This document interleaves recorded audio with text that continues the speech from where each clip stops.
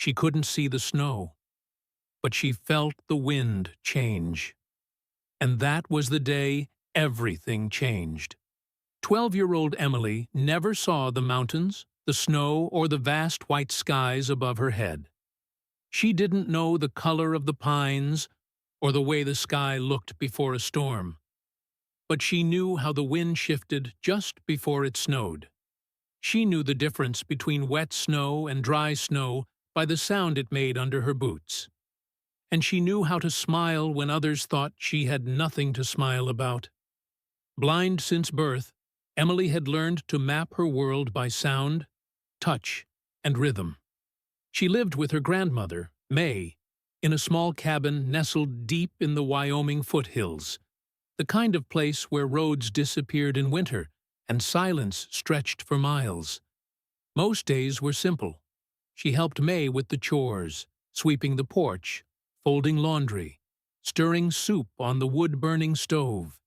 She listened to audiobooks by the fire and memorized every creak of the cabin floorboards. But her favorite part of the day, her real world, was outside, with Jasper.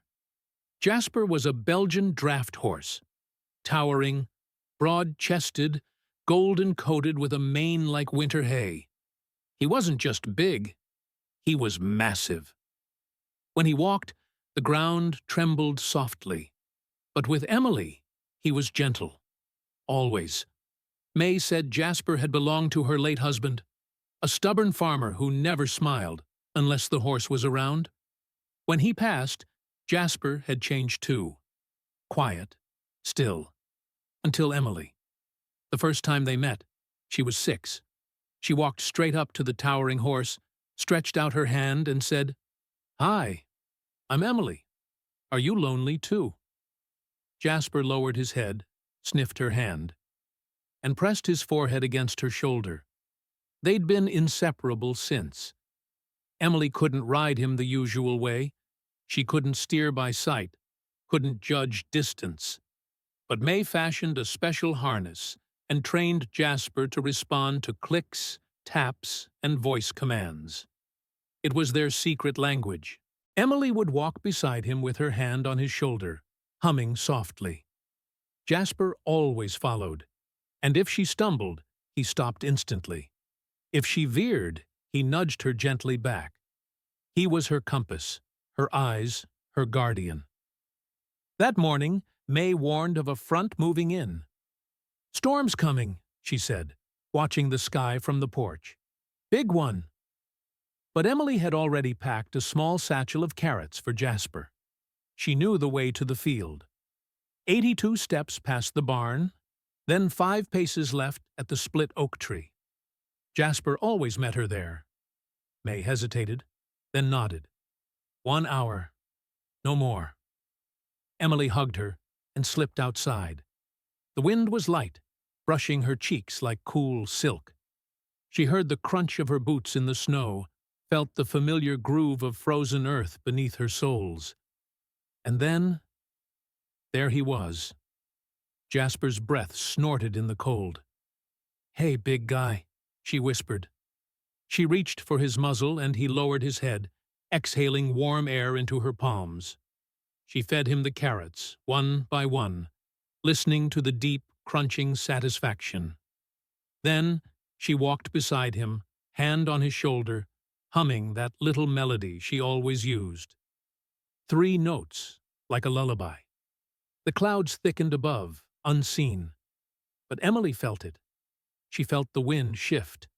And for the first time in weeks, Jasper tensed. They were farther than usual, past the edge of the fence line, near the old frozen creek. Emily loved the sound of the trees here. They whispered differently, hollow and wide. Then something startled Jasper. He jolted, not violently, but enough. Emily lost her grip, slipped, and fell. The snow wasn't deep, but her cane hit ice. Her knee banged against a rock hidden below. She gasped, "Jasper!" But the wind howled. There was no reply. She reached out, trying to find him. The warmth, the scent, the shape. But he was gone. Panic didn't come all at once. It crept. First doubt, did he just step away? Then silence. Why isn't he coming back? Then fear. What if he's spooked? What if he ran? She stood up shakily, brushed snow from her coat. "Jasper," she called louder. Nothing. She turned, but everything was white and wind and wrong. The sounds didn't match. The smells were unfamiliar. Her internal map shattered. She took a step. Then another.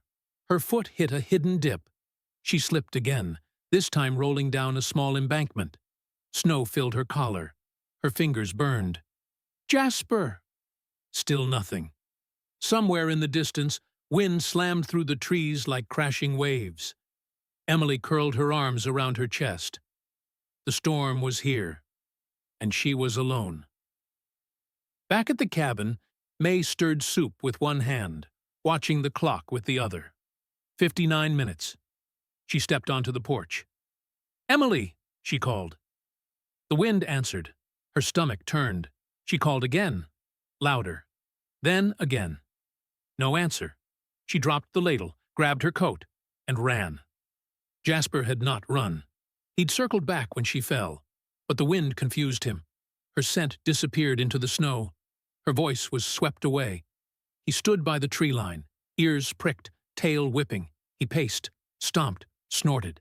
Then he heard it, distant, weak, her voice calling. He turned his massive head, sniffed the air, and ran. Through ice, through wind, through snow deeper than his knees, driven not by training, but by love. She had always feared silence, but now silence meant something worse. It meant no one could hear her scream. Emily didn't know how long she'd been sitting in the snow. Minutes? Hours?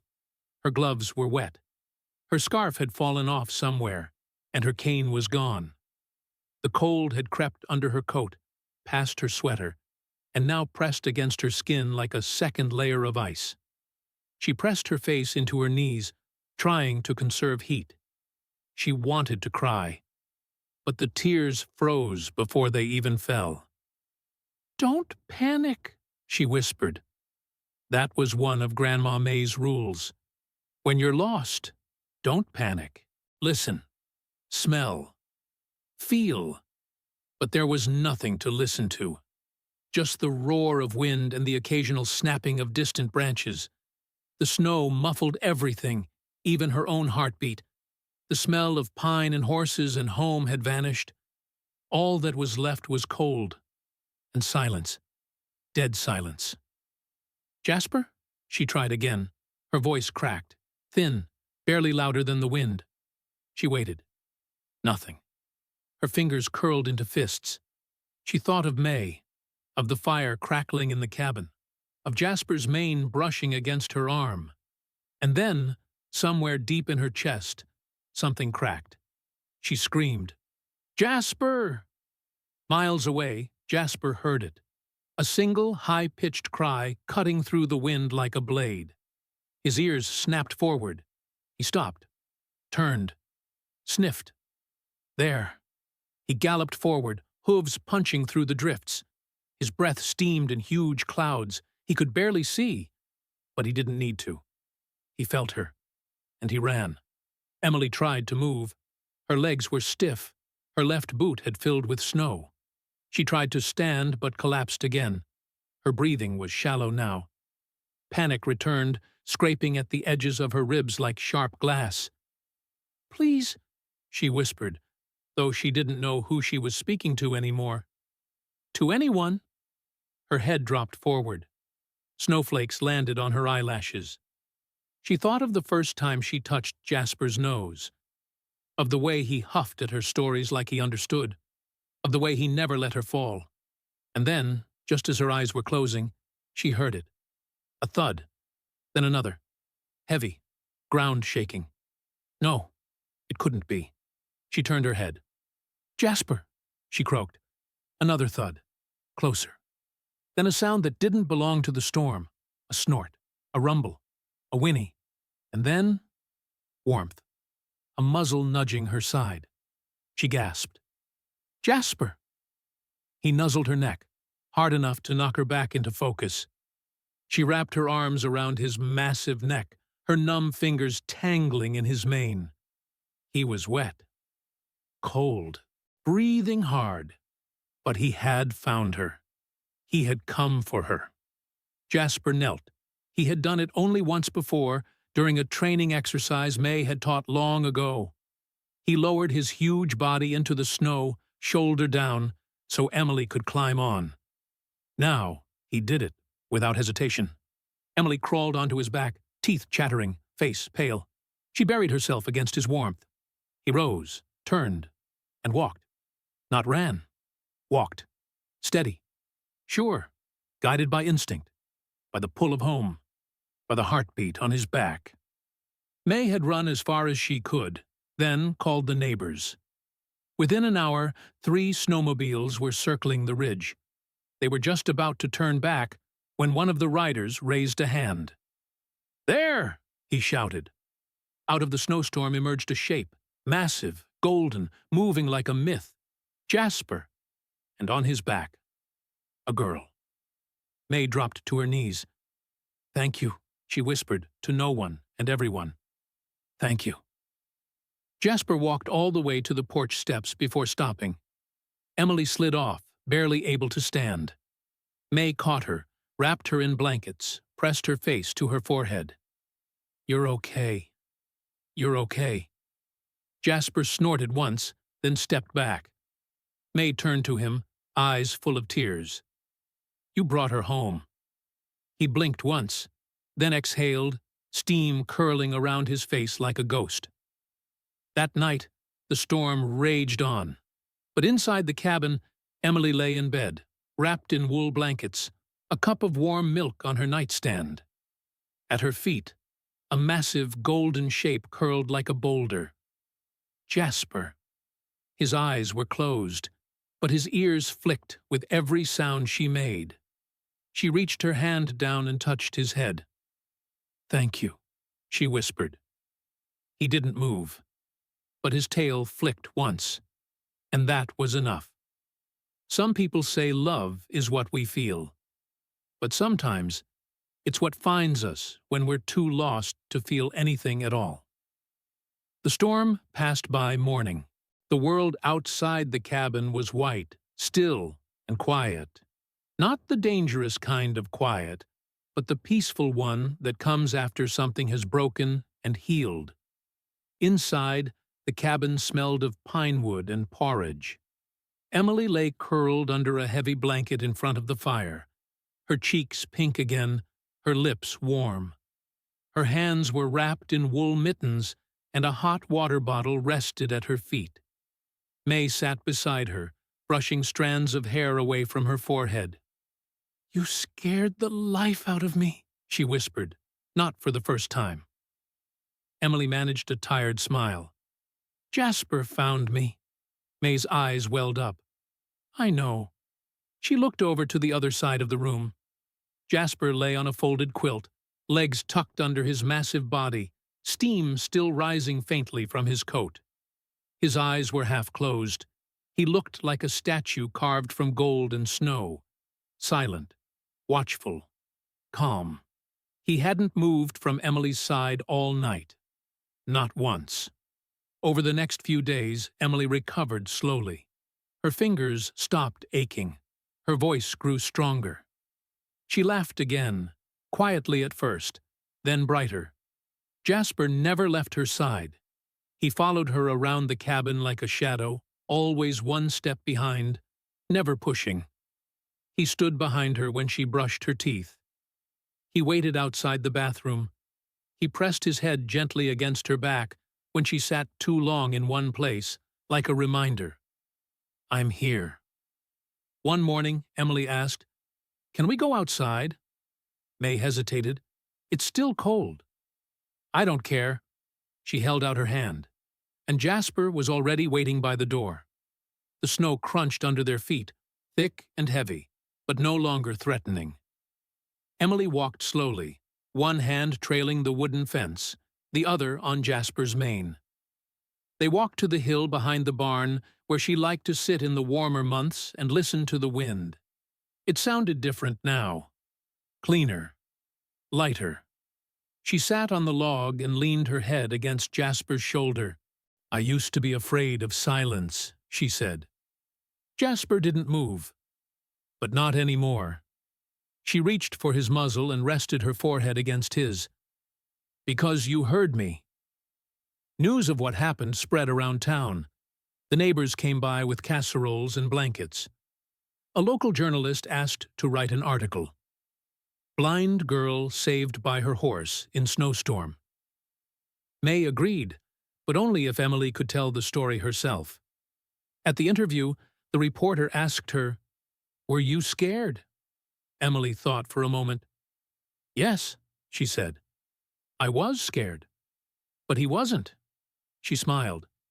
"And that saved me." A few weeks later, May surprised Emily with a gift. A small leather tag, engraved with words in raised letters Emily could trace with her fingers. "You are my eyes." They attached it to Jasper's harness, and he wore it like a medal. Years passed. The snowstorms came and went. Emily grew taller. Her hair darkened. Her hands steadied. She learned to play piano by ear, wrote poems in Braille, started helping May with rescue animals in the area. But no matter how much changed, Jasper remained. He grew older, slower. His mane turned gray at the tips, but he never let her out of his sight.